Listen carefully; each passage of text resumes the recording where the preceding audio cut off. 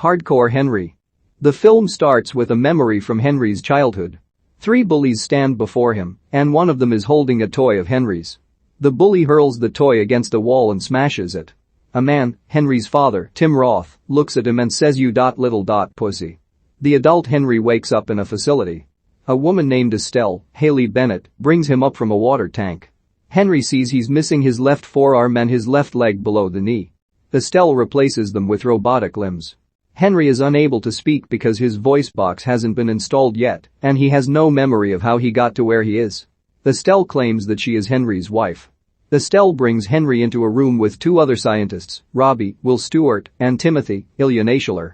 They prepare to install Henry's voice until a team of mercenaries led by Akan, Danila Kozlovsky, storm in. They blow the door open, crushing Robbie. Akan asks Timothy to explain Henry's arrival at the facility.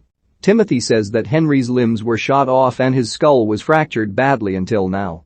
Akan then uses telekinetic powers to levitate Timothy and stab him to death. He plans to create an army of soldiers similar to Henry. Estelle plays a loud sound to hold the mercs off and give her and Henry a chance to run. She leads him to an escape pod for the 2 of them. They are ejected from the facility, which happens to be up in the sky. The pod lands on a bridge. After Henry pulls Estelle out of the pod, another team of mercs led by Yuri, Oleg Podubny, arrive. Estelle tells Henry to engage them. Henry punches Yuri and gets a few good hits, but the mercs take him down, and Yuri pushes Henry off the bridge. He lands on a car and then runs into a freight container. There, he finds a car and turns it on, letting it roll out to hit the mercs. He fights the mercs until a van runs through and plows through the villains. The driver is a man named Jimmy, Sharlto Copley. He kills 2 other mercs and tells Henry to follow him, knowing who he is. As they drive, Jimmy tells Henry to open the glove box, where he finds a charger for his body. They are stopped by 2 cops, who turn out to be dirty crooks working for Akan. They shoot Jimmy in the head, forcing Henry to run through the subway for safety. The cops find him there, but Henry fights them and shoots one of them to death. Henry runs back out into the streets and onto a bus. There, he finds Jimmy, actually a clone, dressed like a homeless man. He rips a tracking device out of Henry's arm and then tells him to find a man named Slick Dimitri, Andrei Dementiev, and take his booster pad from his chest and then to meet up with Jimmy after the task is complete. Jimmy then looks out the window and sees a man in a metal suit. He sticks his head out to make fun of him until the man wields a flamethrower. Homeless Jimmy gets burnt alive and Henry must run again. Henry finds the building where Dimitri is located. He climbs the building and enters through a window. He kills the goons he comes across before making it into Dimitri's room. Dimitri is motionless. On his monitor, Estelle appears to tell Henry that Akan has begun with his plan and is preparing his army. Dimitri then springs up and attacks Henry. Henry chases Dimitri through the building and then through the city. Dimitri stumbles, giving Henry a chance to beat him. Dimitri then says he has something to say regarding Jimmy, but his head is blown off before he can say anything else. Henry evades the mercs. Henry arrives at the location Jimmy told him to find him, which is a brothel. Henry meets cokehead Jimmy laying with 5 women. Jimmy tries to put the booster pad into Henry's chest, but he's in a bad condition to do so.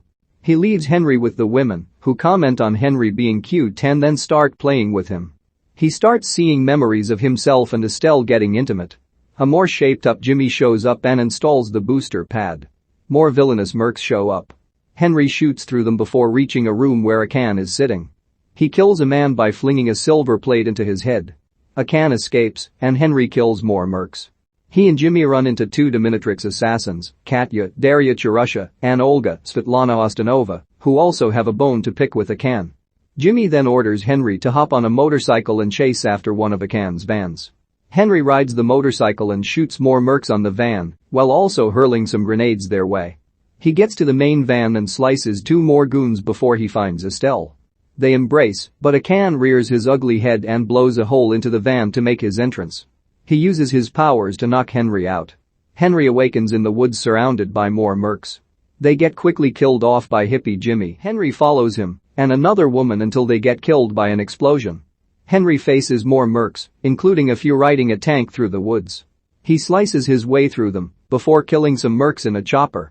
Henry arrives at the apartment building where Jimmy's laboratory is located. First he comes across some dirty cops attempting to rape a woman. Henry shoots two of the cops before squeezing the last one's crotch like a grape and then shoving a shotgun barrel down his throat. Henry enters Jimmy's lab and sees a video of Jimmy working with a can to create his cyborg army from the remains of deceased men. When the experiment went wrong, a can crippled Jimmy by shattering his spine.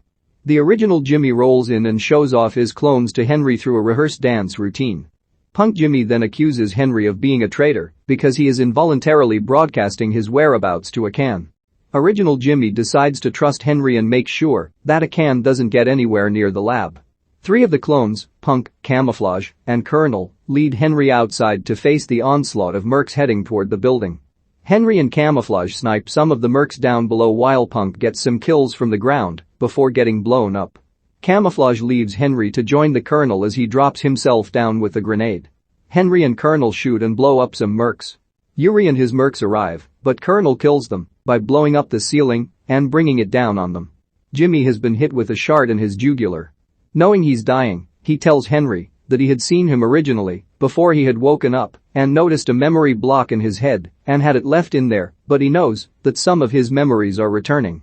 Before dying, he says it's good to have had Henry as a friend and asks him to make sure he looks into Akan's eyes as he kills him. Henry makes it to Akan's facility for the final showdown. Akan has his cyborgs ready to go. He reveals to Henry that all of them woke up the same way Henry did, with Estelle claiming to be their wife and acting as though she loved them, including Henry. Akan unleashes the cyborgs upon Henry.